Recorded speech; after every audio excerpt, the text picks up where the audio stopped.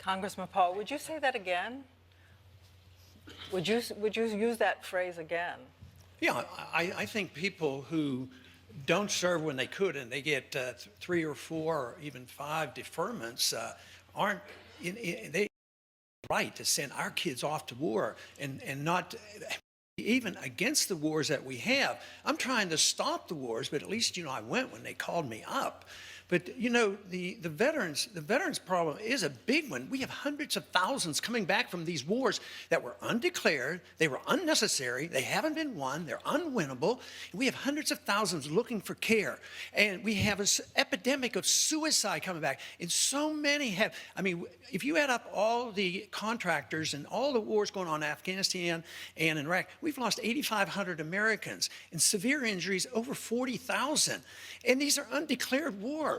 So Rick keeps saying you don't want this libertarian stuff, but what I'm talking about, I don't bring up the word, you do, but I talk about the Constitution. Constitution has rules, and I don't like it when we send our kids off to fight these wars, and when those individuals didn't go themselves, and then come up and when they're asked, they say, oh, I don't think one person could have made a difference.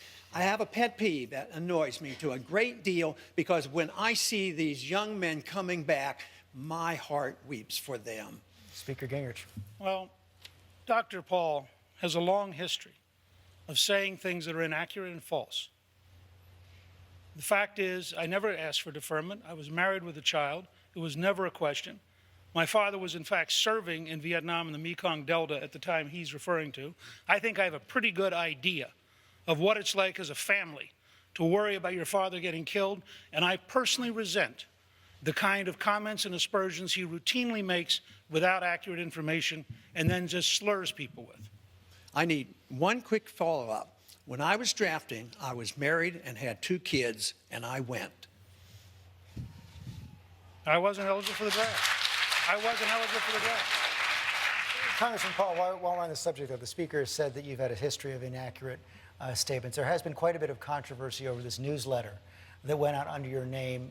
A number of comments that were perceived as racist, as inaccurate. You've said that even though they were written under your name, that you didn't necessarily know they were written, you don't necessarily stand by them. Can you really take the time now and explain to everybody what happened there, how it was possible that those kind of comments went out under your name without you knowing about it? It's been explained many times, and they were things written 20 years ago approximately that I did not write. So concentrating on something that was written 20 years ago that I didn't write, is diverting the attention from most of the important issues. But the inference is obvious that, and you even bring up the word racial overtones. More importantly, you ought to ask me what my relationship is for racial relationships. And one of my heroes is Martin Luther King, because he practiced the libertarian principle of peaceful resistance and peaceful civil disobedience, as did Rosa Parks did. But also, I'm the only one up here and the only one in the Democratic Party that understands true racism in this country. It's in the judicial system, and it has to do with enforcing the drug laws. Look at the percentages. The percentage of people who use drugs are about the same with blacks and whites, and yet the blacks are arrested way disproportionately. They're prosecuted in prison way disproportionately. They get the death penalty way disproportionately. How many times have you seen a white rich person get the electric chair or get execution? But poor minorities have an injustice, and they have an injustice in war as well, because the minorities suffer more. Even with a draft, they suffer definitely more, and without a draft, they're suffering disproportionately. If we truly want to be concerned about racism, you ought to look at a few of those issues and look at the drug laws, which are being so unfairly enforced. We want to thank you for the first round of this debate, and we want to take a break right now. And when we come back, there's so many family issues of gay rights that have been front and center in this campaign. We'd love to have you address some of those. Again, thank you for being with us. This is the 2012 debate at St. Anselm. You're watching live ABC News coverage of the New Hampshire Republican Party debate. Live from St. Anselm College in Manchester, New Hampshire, Once again, Diane Sawyer, George Stephanopoulos, and WMUR-TV's Josh McKelvin. Back in Manchester, Governor Romney, I want to go straight to you. Senator Santorum has been very clear in his belief that the Supreme Court was wrong when it decided that a right to privacy was embedded in the Constitution. And following from that, he believes that states have the right to ban contraception. Now, I should add that he said he's not recommending that states do that. Well, I'll be clear. Okay? Absolutely, I'm giving you your due. We're talking about 10th Amendment and the right of states But I to do act. want to get to that core question. Governor Romney, do you believe that states have the right to ban contraception, or is that trumped by a constitutional right to privacy? George, this is an unusual topic that you're raising. The states have a right to ban contraception. I can't imagine a state banning contraception. I can't imagine the circumstances where a state would want to do so. And if I were a governor of a state or a legislator of a state, I would totally and completely oppose any effort to ban contraception. So you're asking, given the fact that there's no state that wants to do so, and I don't know of any candidate that wants to do so, you're asking, could it constitutionally be done? We can ask our constitutionalist here. I'm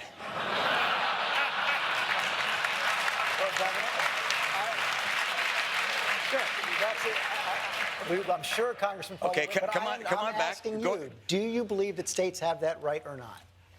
George, I don't know whether the state has a right to ban contraception. No state wants to. I mean, the idea of you putting forward things that states might want to do that no state wants to do and asking me whether they could do it or not is kind of a silly thing, I think. Governor, Hold on a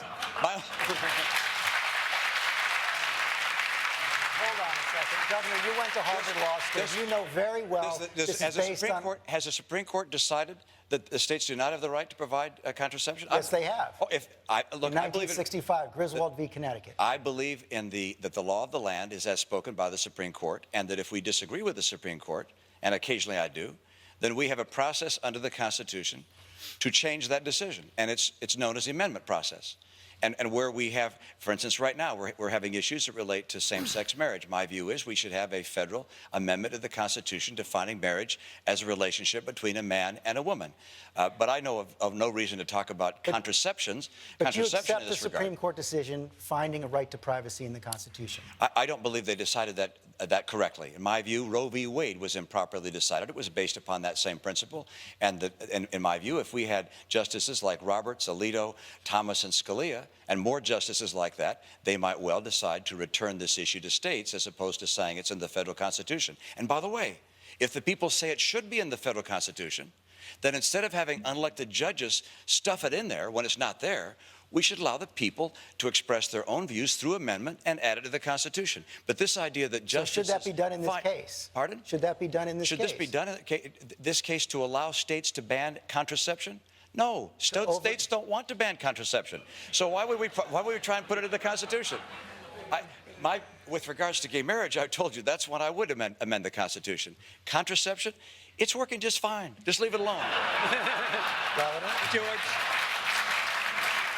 I understand that, but you've given two answers to the question. Do you believe that the Supreme Court should overturn it or not? Do I believe the Supreme Court should overturn? Do I believe the Supreme Court should overturn Roe v. Wade? Yes, I do. He mentioned my name. Go ahead, I didn't know whether I got time when it was favorable or not, but thank you.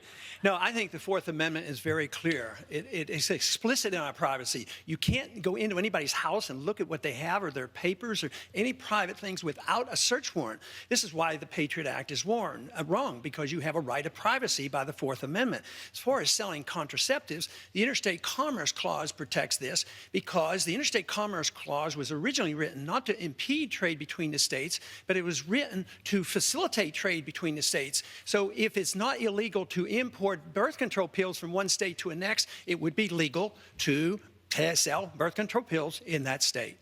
Senator Santorum? What's the question? The question they're on the right to privacy and the response to Congressman Paul. Well, Congressman Paul is talking about privacy rights under the Fourth Amendment, which I agree with him in. I don't necessarily agree with the Patriot Act violates that, but I do agree with, obviously, we have a right to privacy under the Fourth Amendment, but that's not what the Griswold decision nor the Roe v. Wade decision were about. They created through a penumbra of rights a new right to privacy that was not in the Constitution. And that's, again, as I sort of agree with Governor Romney's assessment, legal assessment. It created a right through bootstrapping, through creating something that wasn't there. I believe it should be overturned. I am for overturning Roe versus Wade. I do not believe that that we have a right in this country, in the Constitution, to take a human life. I don't think our founders envisioned that. I don't think the writing of the Constitution in anywhere enables that. I want to turn now, if I can, from the constitutional and the elevated here to something closer to home and to maybe families sitting in their living rooms all across this country. Yahoo sends us questions, as you know. We have them from real viewers. And I'd like to post one because it is about gay marriage, but at the level, and I would really love to be able to ask you what you would say personally sitting in your living rooms to the people who ask questions like this. This is from Phil in Virginia. Given that you oppose gay marriage, what do you want gay people to do who want to form loving, committed, long-term relationships? What is your solution? And Speaker Gingrich?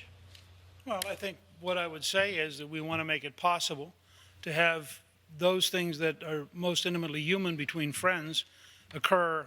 For example, you're in a hospital.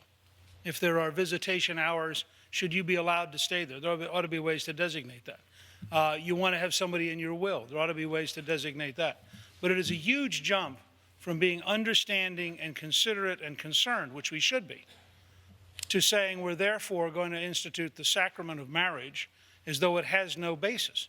The sacrament of marriage was based on a man and woman, has been for 3,000 years, is at the core of our civilization, and is something worth protecting and upholding. And I think protecting and upholding that doesn't mean that you have to go out and make life miserable for others, but it does mean you make a distinction between a historic sacrament of enormous importance in our civilization and simply deciding it applies everywhere and it's just a civil right. It's not. It is a part of how we define ourselves, and I think that a marriage between a man and a woman is part of that definition. Governor Huntsman, you've talked about civil unions. How do you disagree with the others on the stage? Well, personally, I think civil unions are fair. I support them. I think there's such a thing as equality under the law. I'm a married man. I've been married for 28 years. I have 7 kids. Glad we're off the contraception discussion. 15 minutes worth, by the way. And I don't feel that my relationship is at all threatened by civil unions. On marriage, I'm a traditionalist. I think that ought to be saved for one man and one woman. But I believe that civil unions are fair. And I think it brings a level of dignity to relationships. And I believe in reciprocal beneficiary rights. I think they should be part of civil unions as well. And states ought to be able to talk about this. I think it's I think it's absolutely appropriate.